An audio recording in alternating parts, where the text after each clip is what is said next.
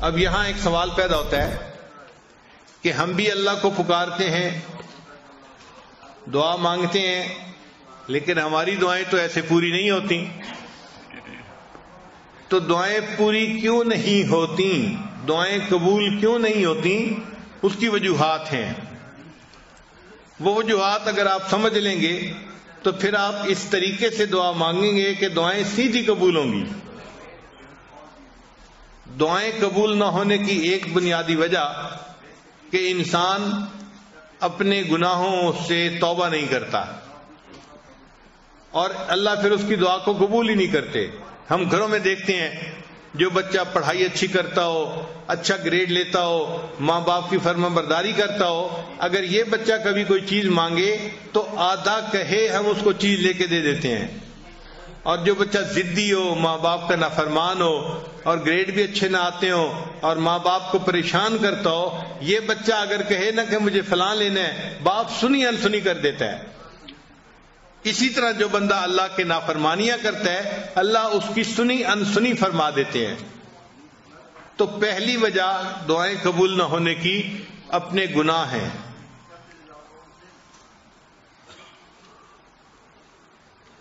ایک مرتبہ بنی اسرائیل نے حضرت موسیٰ علیہ السلام سے کہا کہ اے اللہ کے کلیم، بارش نہیں ہو رہی اور پانی کی بڑی ضرورت ہے، آپ اللہ سے دعا مانگیے کہ بارش ہو جائے. تو موسیٰ علیہ السلام نے دعا شروع کر دی، ربنا اغفر لنا ربنا اغفر لنا ربنا اغفر لنا. تو بنی اسرائیل بڑے حیران کہ ہم نے کہا تھا بارش کی دعا مانگیں اور موسیٰ علیہ السلام ربنا اغفر لنا لگائے ہوئے ہیں. تو پوچھا اے پیغمبر اسلام، آپ یہ دعا کیوں مانگ رہے ہیں؟ انہوں نے فرمایا اس لیے کہ جب اللہ تعالیٰ کسی بندے کی بخشش فرما دیتے ہیں تو اس کی تمام مرادوں کو بھی پورا فرما دیتے ہیں. تو ہمارے گناہوں کو جب اللہ معاف کریں گے تو ہماری تمام مرادوں کو بھی اللہ پورا فرما دیں گے. تو دعائیں قبول نہ ہونے کی پہلی وجہ انسان کے گناہ ہیں. اس لیے جو بندہ حرام کپڑے پہنتا ہے، حرام مال کھاتا ہے، وہ اگر بیت اللہ کے ساتھ لپٹ کے بھی دعا مانگے تو حدیث میں آتے ہیں اللہ اس کی دعا کو قبول نہیں فرماتے. وہ ملبسہ حرام، اس کا لباس حرام کا تھا، اس کا کھانا حرام کا تھا، اس کی دعا کو کیسے قبول کیا جاتا؟ تو حرام مال جس میں سود شامل ہو، جس میں لوگوں کا حق شامل ہو، تو ایسا حرام مال جو ہے اس والے بندے کی دعا قبول نہیں ہوتی. تو ہمیں چاہیے کہ ہم حلال کا اہتمام کریں تاکہ ہمارے اٹھے ہوئے ہاتھوں کو اللہ قبول فرما لے. اور ایک تیسری وجہ بھی ہے کہ اللہ تعالیٰ کئی مرتبہ بندے کی دعا کو فوری قبول نہیں کرتے، صرف یہ دیکھنے کے لیے کہ یہ میرا بندہ پکا ہے یا کچا ہے. دیکھیں ہم بازار میں جاتے ہیں نا تو مٹی کے برتن خریدتے ہیں تو لوگ اس کو ٹھونک بجا کے دیکھتے ہیں کہ پکا ہے یا کچا. بتائیں کہ چند کو آچے کا برتن ہے، اس کو بھی دیکھ رہے ہیں پکا ہے یا کچا. تو اللہ نے بندے کو اپنی جنتیں عطا فرمانی ہوتی ہیں، اللہ بھی بندے کو دیکھتے ہیں کہ بندہ پکا ہے یا کچا. تو اگر ایک دفعہ دعا مانگی قبول نہیں ہوئی تو پھر مانگے، قبول نہیں ہوئی تو پھر مانگے. ہم اپنے گھر میں نہیں دیکھتے، چھوٹا بچہ ماں سے کوئی چیز مانگتا ہے تو شروع میں ماں کہہ دیتی ہے میں نے نہیں دینی، تو وہ چپ نہیں ہو جاتا، وہ پھر امی کا جو ہے وہ دامن پکڑ لیتا ہے اور رونا دھونا شروع کر دیتا ہے. اس کو احساس نہیں ہوتا کہ میرے دائیں کون ہے، بائیں کون ہے، کون دیکھ رہا ہے، کون سن رہا ہے. وہ سب سے بے نیاز ہو کے بس اپنی امی کے لپٹ جاتا ہے اور مانگ رہا ہے امی دے دیجئے دے دیجئے دے دیجئے. وہی ماں جس نے تھوڑی دیر پہلے نہ کی تھی پھر اس بچے کو بالآخر کہتی ہے کہ اچھا رو نہیں، میں تمہیں دے دیتی ہوں.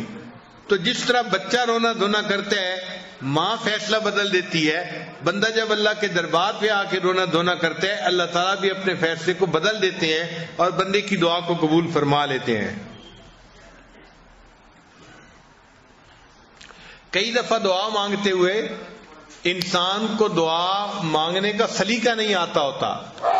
ہم دعا ایسے مانگتے ہیں جیسے کسی کو کام ذمہ لگا رہے ہوتے ہیں. صبح صبح افسر آتے ہیں نا دفتر میں تو وہ کام ذمہ لگاتے ہیں، انجینئر کو کہتے ہیں آپ یہ کر لینا، سپروائزر کو کہتا ہے یہ کر لینا، اکاؤنٹس والے کو کہتا ہے کہ اس کام کو دیکھ لینا، سیکورٹی والے کو کہتے ہیں تم اس کام کو دیکھ لینا، وہ کام ذمے لگا رہا ہوتا ہے۔ ہم بھی دعائیں اسی طرح مانگتے ہیں جیسے اللہ کے ذمے لگا رہے ہیں کام۔ یا اللہ میری بیٹی کو رشتہ مل جائے، بیٹے کو جاب مل جائے، میری بیوی کی بیماری درست ہو جائے، ہم اللہ کو کام ذمے لگا رہے ہوتے ہیں، اس کو دعا نہیں کہتے۔ تو اللہ کو کام نہ بتائیں، کام ذمے نہ لگائیں۔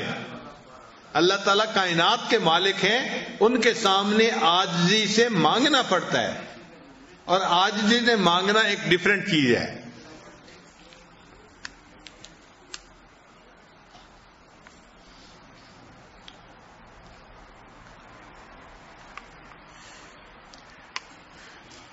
اور کئی مرتبہ دعا مانگنے والا دعا تو مانگ رہا ہوتا ہے مگر دل میں غفلت ہوتی ہے، دل میں غفلت ہوتی ہے، اور دل کی غفلت کی وجہ سے اللہ اس کی دعا کو قبول نہیں کرتے۔ چنانچہ حضرت موسیٰ علیہ السلام ایک دفعہ جا رہے تھے، حدیث پاک میں ہے، ایک چرواہا بڑا مانگ رہا تھا اللہ سے دعا، تو حضرت موسیٰ علیہ السلام نے دیکھا کہ وہ رو بھی رہا ہے، دعا بھی مانگ رہا ہے، تو حضرت موسیٰ علیہ السلام نے اللہ تعالیٰ سے فریاد کی کہ اے اللہ، آپ کا بندہ ہے، آپ کے سامنے آہوزاری بھی کر رہا ہے اور دعا بھی مانگ رہا ہے، اور آپ دعا کو قبول نہیں فرما رہے۔ تو رب کریم نے جواب دیا کہ اے میرے پیارے موسیٰ علیہ السلام، یہ دعا تو مجھ سے مانگ رہا ہے مگر اس کا دل غیر میں اٹکا ہوا ہے، اس کا دل کسی اور میں اٹکا ہوا ہے، جب تک دل ادھر سے چھوٹے گا نہیں میں اس کی دعا کو قبول نہیں کروں گا، کہ دل تو میرا گھر ہے نا۔ تو بجائے اس کے کہ دل میں مجھے بساتا، اس نے دل میں کسی مخلوق کو گھسا لیا ہے، اس لیے دعا قبول نہیں ہوتی۔ تو حضرت موسیٰ علیہ السلام نے چرواہے کو بتایا، چرواہے نے اس سے توبہ کی اور اللہ نے اس کی دعا کو قبول فرما لیا۔ اب ہماری دعا کی قبولیت کئی مرتبہ یہ بھی ہوتی ہے دیر اس میں کہ دل اٹکا ہوا ہوتا ہے۔ نوجوان لوگ ہیں، کسی کا دل اے میں اٹکا ہوا ہے، کسی کا دل بی میں اٹکا ہوا ہے، کسی کا دل سی میں اٹکا ہوا ہے۔ تو جب دل غیر میں اٹکا ہوا ہو تو پھر اللہ تعالیٰ اس کی طرف توجہ نہیں فرماتے کہ تم نے میرے گھر پر غیر کو قبضہ دے دیا اور غیر کو گھسا لیا، میں تمہاری بات ہی نہیں سنتا۔ تو ہمیں چاہیے کہ ہم اپنے دل کو اللہ کے لیے خالص کر کے پھر اللہ سے دعا مانگیں۔ اور کئی مرتبہ ایسے بھی ہوتا ہے کہ انسان دعا مانگتا ہے اور دل میں شیطان وسوسہ ڈال رہا ہوتا ہے کہ تیری دعا قبول نہیں ہونی، تو بڑا ہی گناہگار ہے، بڑا ہی خطا کار ہے، تیری دعا کہاں قبول ہونی ہے، تو جتنے پانی میں ہے وہ تو جانتا ہے۔ تو شیطان کے اس وسوسے کی وجہ سے بندہ سمجھتا ہے کہ میری دعا قبول نہیں ہونی، تو جب یہ گمان کرتا ہے کہ قبول نہیں ہونی تو دعا قبول نہیں ہوتی۔ اب ایسا وسوسہ اگر شیطان دل میں ڈالے تو شیطان کے اس وسوسے کو رد کریں۔ شیطان دل میں ڈالے گا تیری دعا قبول نہیں ہوگی، آپ اپنے دل کو سمجھائیں کہ آج کی رات جس مجمع میں میں آپ پہنچا ہوں یہاں تو میری دعا ضرور قبول ہوگی، ضرور یہ جواب دیں آگے سے۔